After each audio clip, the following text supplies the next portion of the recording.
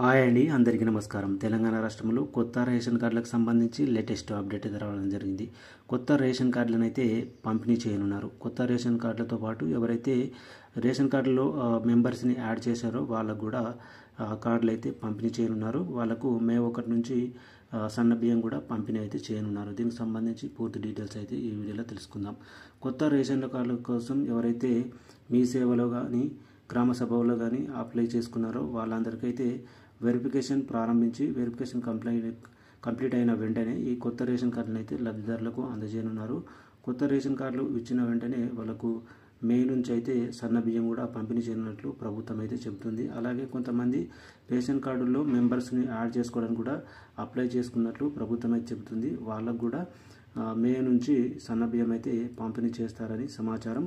So మీరు కనుక కొత్త రేషన్ కార్డు కోసం అప్లై చేసినట్లయితే మీకు రేషన్ కార్డు వచ్చిందా రాలేదనేది కామెంట్ బాక్స్లో కామెంట్ అయితే చేయండి. అంటే కొన్ని జిల్లాల్లో రేషన్ కార్డుల పంపిణీ అయితే జరుగుతున్నట్లు సమాచారం.